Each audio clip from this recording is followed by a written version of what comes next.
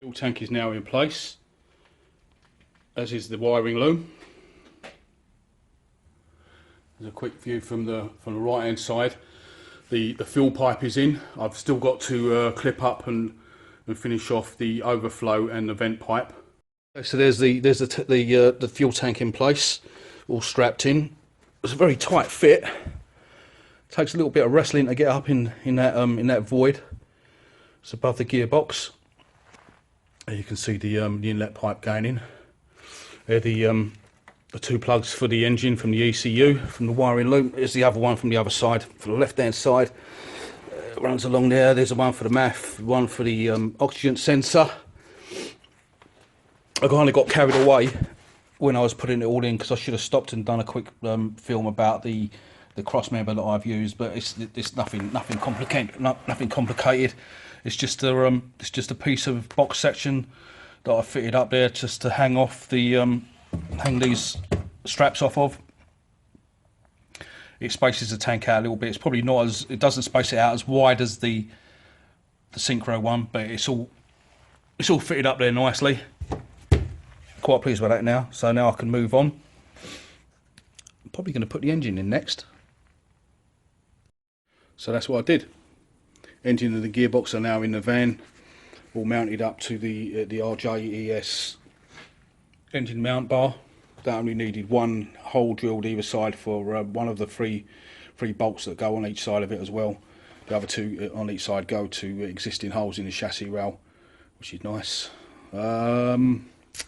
Yeah, loads of work to do still up here though. Still got to sort out a load of cable runs, tidy up these, clip them up, get things out of the way so they're all nice and tidy. Got to sort out the fuel inlet and the fuel return lines.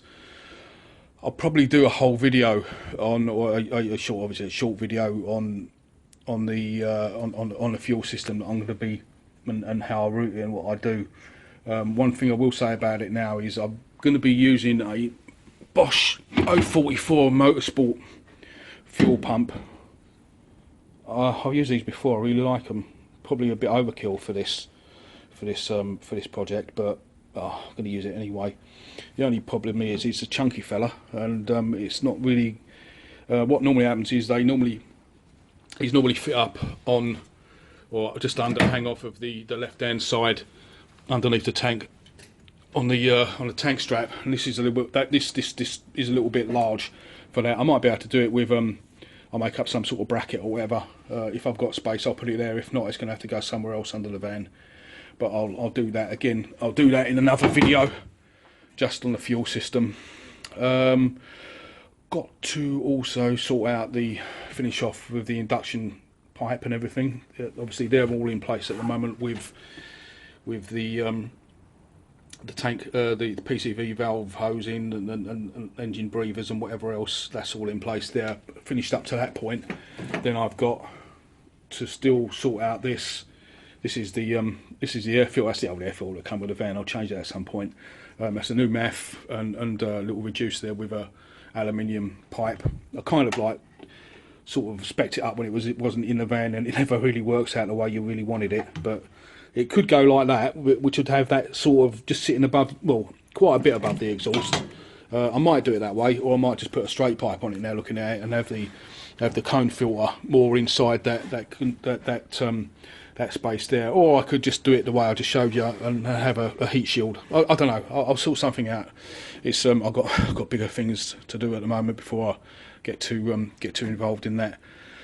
Right, so that's that. The other things I've got to do is I'm using aftermarket gauges, or I have been using aftermarket gauges for the oil temperature, oil pressure, and water temperature. I don't know if you can see them from. No, you can't. I'll show you them again in a minute. I'll show you them in a minute. Basically, what I've got to do is I've got to run these two sensors that I've put on the engine for the oil temperature. I'm using a port that's on the top of the engine. If anyone knows about EJ25s or super engines anyway, they'll know there's one there. That fits it. That's already screwed in, just waiting to be plugged in. The oil pressure sender is quite a bit larger for the stack gauge that I'm using, and so I'm going to be using that on the back of the head. There's a grub, like a grub plug, a grub screw, Allen key screw that you can pull out, take out, and it basically that goes straight into the oil gallery. So what I'll be doing is I'll be taking the oil pressure off of there. If I just show you the sender. Yeah, this is the sender. It's quite a bit. It's quite tall, and it wouldn't have fitted on the top of the engine where that other port is. So what I'll do is I'll stick that on the back of one of the heads, and plug that in, and that's where I'll be taking the oil pressure from.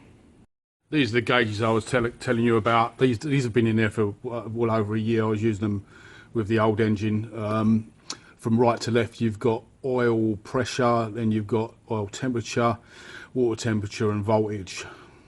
So hopefully the next time you'll see these is once the engine is up and running, all up to temperature, and I'll show you what they all look like then, all being well. Fingers crossed. There's also a lot of things that I've got to put in place for the to join the front and the back of the van up. Obviously, there's the coolant lines. There's some additional, obviously the vacuum runs that run from the front to the back as well for the diff locks and the diff lock actuators. There's also another additional wiring loom as well that runs down the left hand side of the van for the new fuel tank sender, because the two-wheel drive one is in the middle and that'll be deleted, and that also incorporates all the wiring for the diff locks as well. So I'm not going to put them in yet though, because I've got a lot of work to do up the front. So I mean, obviously a lot of cutting, grinding, and welding. So as soon as all that's been done, I'll join the front and back up as far as all of those coolant lines and vacuum and electric looms and whatever else. They'll be probably one of the last things I do. The fuel filler's all in, all finished. Underneath here I've been a bit busy. I've finished off the overflow and the breather hose. They go through to that void just behind there and into the back of the fuel filler. Interestingly, this van didn't come with a carbon canister for the breather hose, which I've read about. I think that's just, but this one didn't have it. I think it was only on North American vans where they were fitted, and other than that, they just vent to atmosphere. I'm not sure that someone will tell me whether I'm right or wrong, but the Daimler van didn't come with one anyway. So that's done. Right, so let's pan out and have another look. Galvanised 16-inch trailing arm. It's been fitted. Powerflex bushings. Took a little bit of persuasion to get them in there, but they're all up there now, bolted in. That's one of the standard. That's one of the not standard. That's one of the springs that the Daimler vehicle came with. What I've done with all of the springs, I've had them all sandblasted and powder coated. Yeah, I know, yellow, and they come out quite nicely. So that's in there, and there's a Trailmaster shock as well. So that's both sides done now. Next thing to do, as far as suspension is concerned at the back, or this area will be the brakes. So I'll be fitting the brakes fairly soon. That'll be another video. I don't think I've made too many mistakes so far in the build, but one that I did certainly do, or did make, which was a stupid obvious mistake when I think back on it now, but it happened nonetheless, was you'd have seen it in one of the earlier videos. The loom, the harness, I had it coming out through here. I through a hole here. I put a blanking grommet over that for the moment. What that did was it came out and it was right basically where the back of the fuel tank is now. I thought there would be enough room, and there was, I suppose, enough room for it to do a quick right angle 90-degree turn and come out to where I wanted it, but I wasn't really comfortable with it. If I'd thought about it in the first place, I certainly wouldn't have put it there.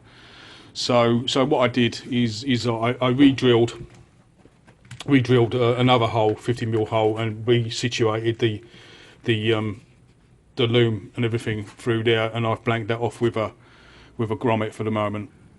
And yeah, you can see basically, you can see where the behind the tank where the grommet is now, and the actual wiring loom is now coming out in a much better place really.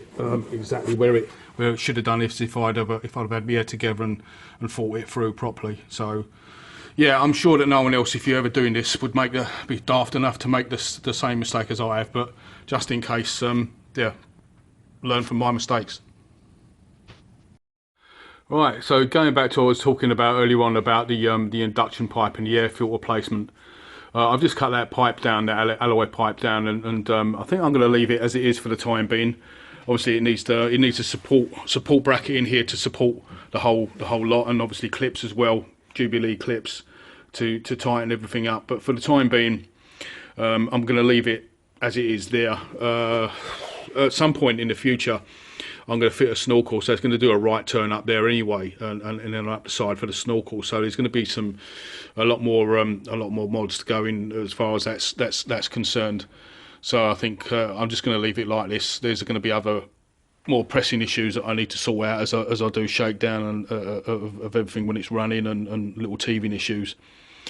So yeah, that's what I'm going to do. It's going to go like that for the time being. Obviously with some changes to come. It's quite funny, I was just talking to you earlier on about making mistakes, and as I was just putting this together again, I just noticed that I'd made a howler, really, that I'd actually mounted the MAF on the wrong way round with the air filter on the wrong end of the flow. So I think it's probably time for me to go and have a beer.